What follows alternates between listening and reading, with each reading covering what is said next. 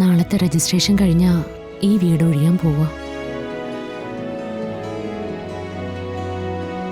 അപ്പൊ പിന്നെ മേഡം അവിടെ താമസിക്കും? എടുത്തി കുടിക്കാൻ എടുക്ക. വേണ്ട, ഞാൻ ഇറങ്ങാ. ഏയ് ഇരിക്കൂ, കുടിച്ചിട്ട് പോയാ മതി.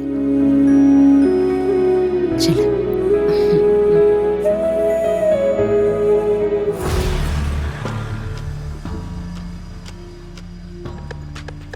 ഒരു പ്രൊഡക്ഷൻ കമ്പനിയെക്കുറിച്ച് ആളുകൾ വിലമതിക്കുന്നത് 2-3 കാര്യത്തിലാണ്.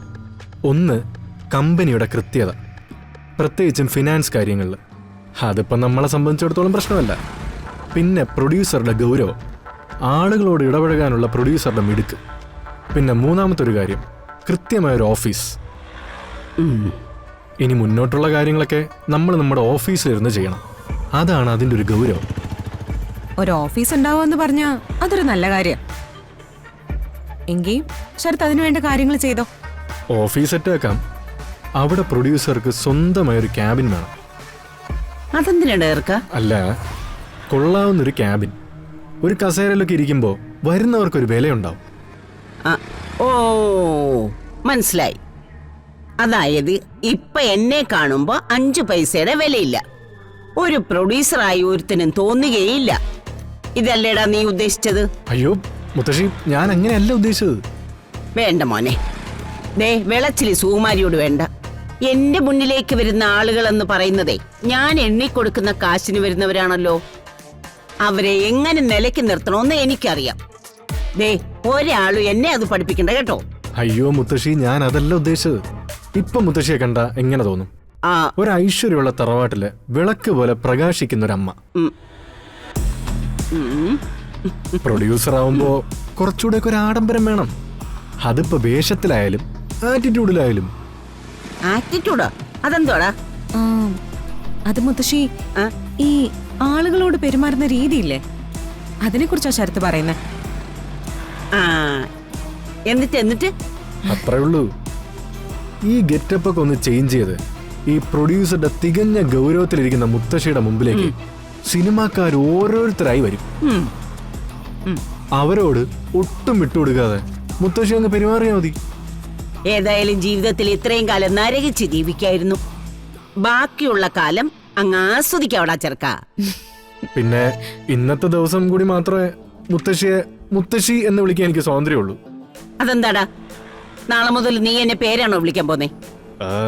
അയ്യോ അല്ല മുത്തശ്ശി, ഈ ചുറ്റി നിൽക്കുന്ന ആളുകള് മാഡം മാഡം എന്ന് വിളിക്കുമ്പോ അതിലൊരു ഗൗരവമുണ്ട്. അതുകൊണ്ട് മുത്തശ്ശിയെ ഞാൻ ഇനി മാഡം എന്നേ വിളിക്കുള്ളൂ. മറ്റുള്ളവരോട് പറയുമ്പോ സുകുമാരി മാഡം എന്നേ പറയൂ. നടീനടന്മാരായാലും ടെക്നീഷ്യന്മാരായാലും അടുത്ത് വന്ന് അമ്മേ എന്ന് വിളിക്കാൻ സമ്മതിക്കരുത്. സമ്മതിച്ച അവരെപ്പ കാല് വാരി എന്ന് ചോദിച്ചാൽ മതി. അതുകൊണ്ട് ആദ്യമേ ആ വിളി മാറ്റണം.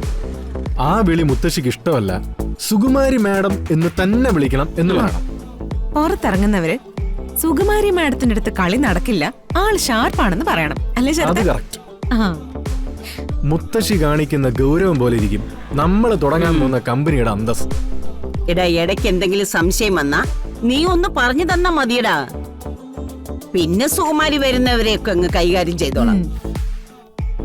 നീ പറയുന്ന ഈ സിനിമാ സാമ്രാജ്യം ഭരിക്കാൻ പറ്റുമോന്നേ ഈ സുകുമാരി ഒന്ന് നോക്കട്ടടാ. എന്റെ അമ്മോ, അത് പറഞ്ഞപ്പോ തന്നെ മുത്തശ്ശിയുടെ ഗൗരവം ഗംഭീരമായിട്ടുണ്ട്. അല്ലേ ശരത്ത്? പിന്നെ അതുകൊണ്ട് ഞാൻ ഇപ്പൊ തന്നെ വിളി തുടങ്ങി, സുകുമാരി മാഡം. മാഡം, നമ്മളപ്പം മുന്നോട്ട് പോവല്ലേ? നീ വണ്ടി വിടറാ ചെറുക്ക. പിന്നെ നമ്മുടെ യാത്രയ്ക്കുള്ള വണ്ടിയൊക്കെ അറേഞ്ച് ചെയ്തിട്ടുണ്ട്. ഇനി പ്രിയങ്കയും സുകുമാരി മാഡവും ഒരു കാരണവശാലും ഒരു ഓട്ടോയിൽ കയറരുത്, ബസ്സിൽ കയറരുത്. എങ്ങോട്ട് പോയാലും അത് കാറിലായിരിക്കണം. അല്ലെങ്കിലും എനിക്ക് ഈ ഓട്ടോയിലൊന്നും കയറുന്നില്ല താല്പര്യമില്ല. കാറ് മസ്റ്റാ. ഇരിക്കട്ടെ. എന്നിട്ട് അതിന്റെ പിൻസീറ്റിൽ മലർന്നിങ്ങനെ കിടന്നൊന്ന് യാത്ര ചെയ്യണം. ചെല്ലുന്ന സ്ഥലത്ത് ആരെങ്കിലും ഡോറ് തുറന്നു തന്നിട്ട് അതിൽ നിന്നും ഇറങ്ങണം. ഇനി അങ്ങോട്ട് സുകുമാരി മാഡം എന്നുള്ള വിളിയാ ഈ നാട് മുഴുവനും. കൊള്ളാം.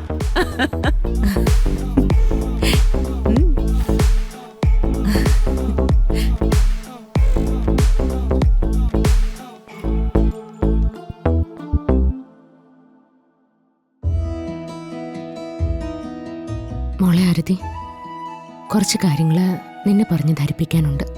എന്താ ചെറിയമ്മേ? നാളത്തെ രജിസ്ട്രേഷൻ കഴിഞ്ഞാ ഈ വീട് ഒഴിയാൻ പോവാ.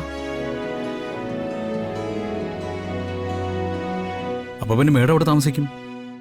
രജിസ്ട്രേഷന്റെ കാര്യം കഴിഞ്ഞാ ഞാനും അമൃതയുടെയും ഒന്ന് ദുബായി വരെ പോവും. അവിടെ ചില കമ്പനികളിൽ കുറച്ച് ഇൻവെസ്റ്റ്മെന്റ് ഉണ്ട്.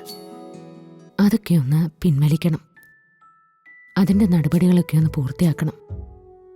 എന്നിട്ട് അതും കൂടി മോളുടെ പേരിലാക്കണം. അല്ല മേഡം, കണിമംഗലത്ത് പ്രശ്നങ്ങളുണ്ട്. പക്ഷേ അതിന്റെ പേരിൽ മേഡത്തിന്റെ പേരിലുള്ള എല്ലാ സ്വത്തുക്കളും ഇങ്ങനെ... ഇത് കണിമംഗലത്ത് പ്രശ്നങ്ങളുണ്ടെന്ന് അറിഞ്ഞതിന് ശേഷം തീരുമാനിച്ചതല്ല, നേരത്തെ തീരുമാനിച്ചു വെച്ചതാ. ഒരു രജിസ്ട്രേഷൻ മാത്രമേ ബാക്കി ഉണ്ടായിരുന്നുള്ളൂ വരുൺ. തീരുമാനമൊക്കെ എന്നേ ഉറപ്പിച്ചതാ. നിങ്ങൾ ആദ്യം ചെയ്യേണ്ടത് കണിമംഗലത്തെ പ്രശ്നങ്ങളൊക്കെ തീർക്കുക എന്നുള്ളതാ. അത് കഴിഞ്ഞാ എല്ലാവർക്കും സമാധാനമാവുമല്ലോ. അത് കഴിഞ്ഞ് നിങ്ങൾ രണ്ടുപേരും കൂടി ദുബായിലേക്ക് വരണം.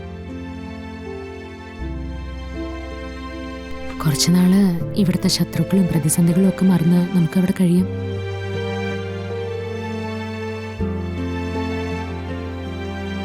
ആരെയും പേടിക്കാതെ എൻ്റെ മോളോടൊപ്പം കുറച്ച് സമയം എനിക്ക് കഴിയാലോ. വരുണിന് എതിർപ്പൊന്നും ഇല്ലല്ലോ? എതിർപ്പൊന്നുമില്ല, സന്തോഷമേ ഉള്ളൂ.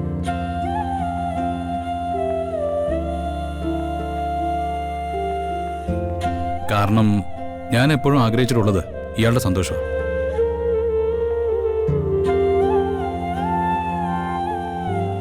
അമ്മയ്ക്കടുത്ത് നിൽക്കുന്നേക്കാൾ വലിയ സന്തോഷം വേറെന്താ ഉള്ളത്?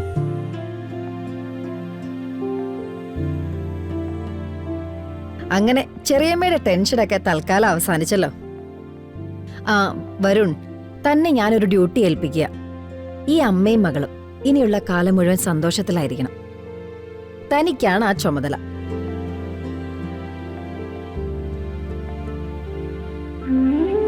പേടിക്കണ്ട.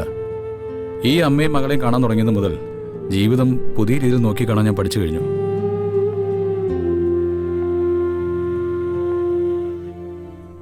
ഇവരെപ്പോഴും ഹാപ്പി ആയിരിക്കും.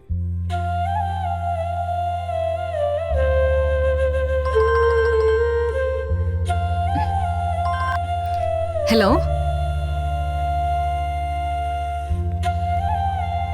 ആ, ഒരു 1 hour കഴിഞ്ഞിട്ട് കൊണ്ടുവന്നോളൂ.